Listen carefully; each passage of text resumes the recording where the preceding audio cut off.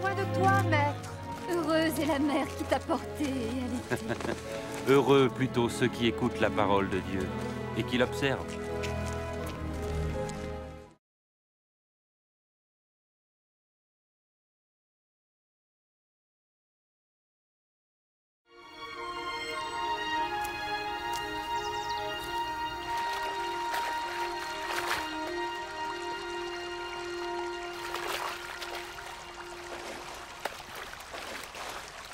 Apprends-nous à prier, comme Jean l'a appris à ses disciples.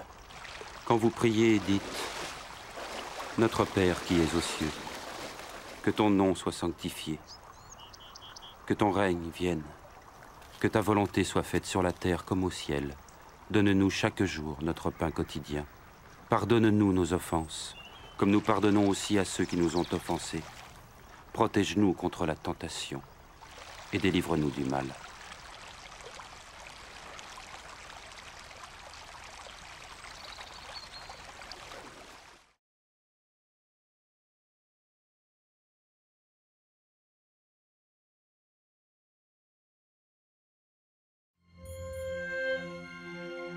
Dans les Saintes Écritures, Dieu déclare que le Messie viendrait pour être le sauveur du monde.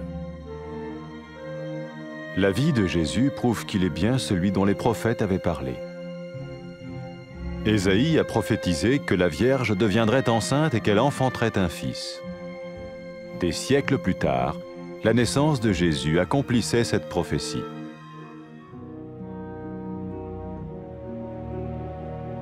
Les Saintes Écritures déclaraient que le saint à naître serait appelé le Fils de Dieu. Cela signifiait que Jésus serait le Fils de Dieu au sens spirituel et non au sens physique. Nous le voyons par sa manière de vivre. Il a guéri des malades, il a pardonné leurs péchés, les a ramenés à Dieu et leur a promis une place dans le royaume éternel de Dieu. Il s'est offert lui-même en sacrifice pour le péché à leur place. Puis il est revenu à la vie, victorieux sur la mort selon le plan de Dieu. Jésus a dit « Personne ne me prend la vie, mais je la donne de ma propre volonté. » La vie de Jésus n'a pas seulement accompli les écrits des prophètes, mais elle a aussi confirmé la vérité de la sainte parole de Dieu. Les prophètes avaient écrit « Ta parole, ô mon Dieu, est parfaite, elle dure à toujours. » Jésus lui-même a dit « Le ciel et la terre disparaîtront, tandis que mes paroles ne disparaîtront jamais. » Jésus est venu pour nous donner la vie dans toute sa plénitude. Et quand l'homme a désobéi à Dieu dans le jardin d'Éden, il a choisi sa propre voie et ses actions l'ont séparé du Créateur.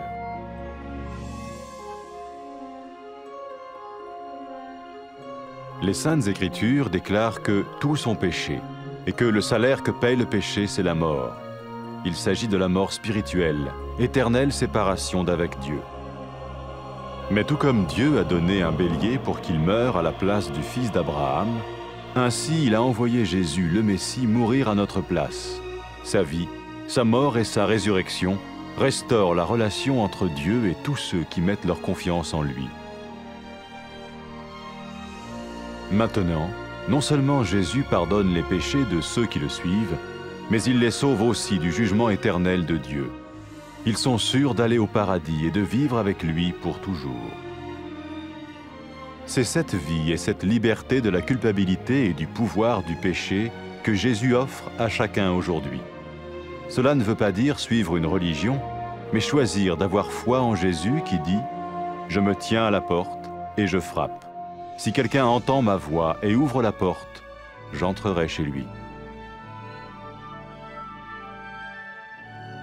Cela veut dire se tourner vers Dieu et croire que Jésus vient dans nos vies pardonner nos péchés et nous rendre tels qu'il veut que nous soyons. Il ne suffit pas d'approuver intellectuellement ce qu'il dit, ni de vivre une expérience émotionnelle. Nous le recevons par grâce, au moyen de la foi, par un acte de notre volonté. Lorsque quelqu'un est prêt à suivre Jésus le Messie, il peut lui parler par une simple prière. Peut-être êtes-vous prêt maintenant à ouvrir votre vie à Dieu. Si oui, vous pouvez vous joindre à la prière suivante, silencieusement. dans votre cœur. Seigneur Jésus, j'ai besoin de toi. Merci d'être mort sur la croix pour mes péchés.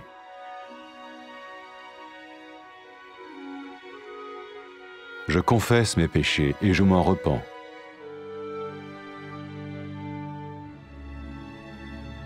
Je t'ouvre la porte de ma vie et je te reçois comme mon Sauveur et Seigneur.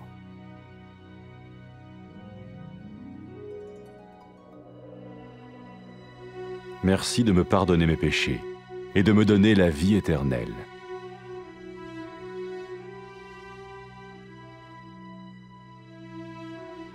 Fais de moi le genre de personne que tu veux que je sois. Maintenant que je deviens l'un de ceux qui te suivent. Amen.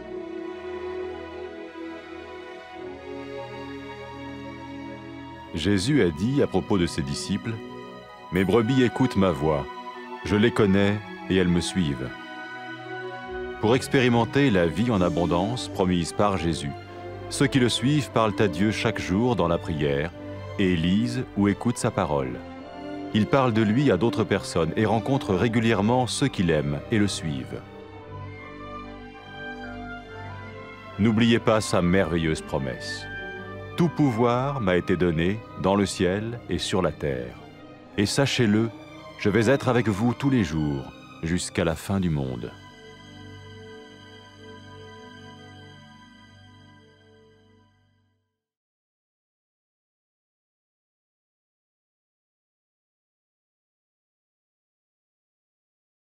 Безнең белән бул. Остазыбыз, сине тапкан ана бәхетледер. Allah sizin tınlauşular, hemen ötevşiler, bəxtli.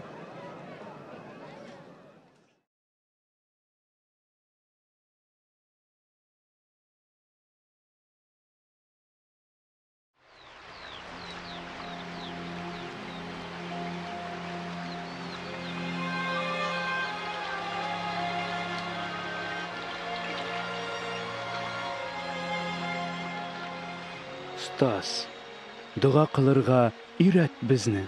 Siz бұлай итеп, дұға қылығыз, атабыз, исімің изге деп, иқрар етілсен, патшалығын келсен, бізге күн сайын күндәлік ризығыбызны бер.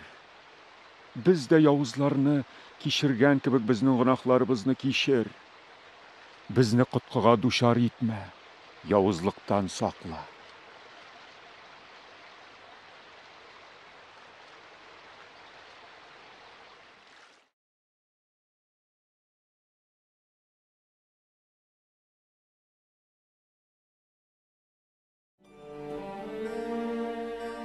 Аллаһ Тәгалә изге язмада кешелекне коткару өчен Мәсихнең җиргә киләчәген дөньяга белдерде.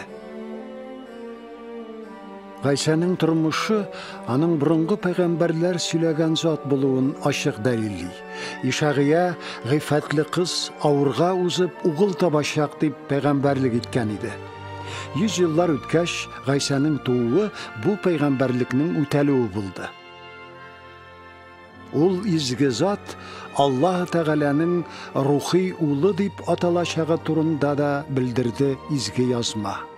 Гайсаның тормышыннан без нәкъ шуны күрәбез дә. Авыруларны сауыктырган, гөнаһларны кичергән, Аллаһ Тәгаләнең мәңгелек патшалыгында иминлек алсыннар өчен кешеләрне аның белән килештергән.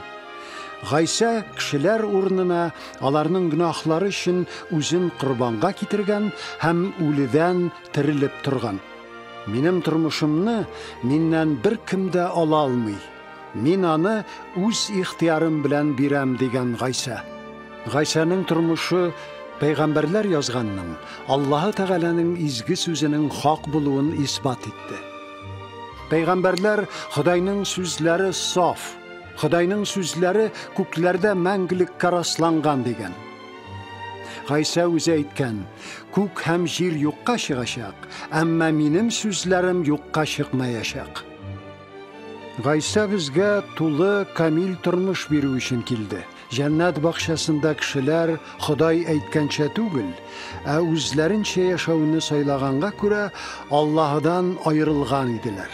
Изге язмада барсы да гөнаһ кылдылар.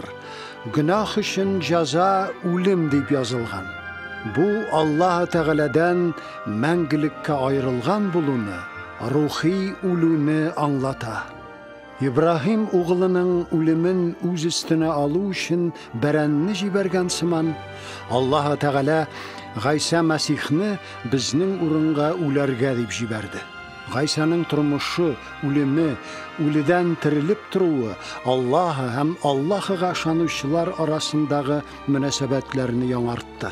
Гайса артыннан баручыларның гөнаһлары кичерелде, алар Аллаһ Тәгаләнең мәңгелек хөкеменнән коткарылды. Гөнаһ кыллыгыннан, гаиптән азат булу һәм чын тормыш менә нәрсә тәкъдим итә Гайса бүген һәр кешегә. Бу ниндидер дин тоту түгел, бу Гайсәгә ышануны аңлата. Менә мин ишек төбендә шакып торам. Кем тавышымны ишетеп ишеген ачса, мин аның янына керәчәкмен, ди Гайса.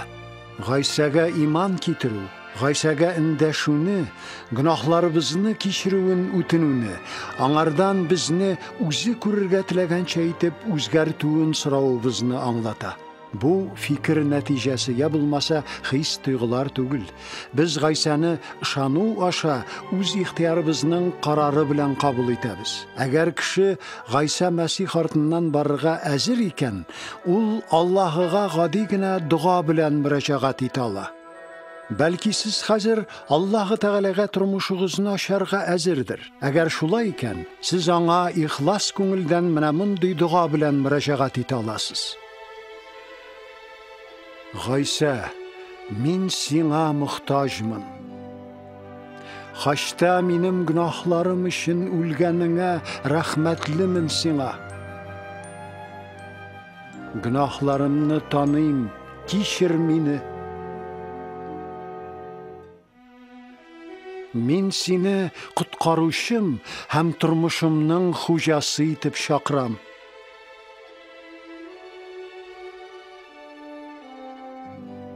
Гөнаһларымны кичереп, миңа мәңгелек тормыш бүләк иткән өчен рәхмәт сиңа.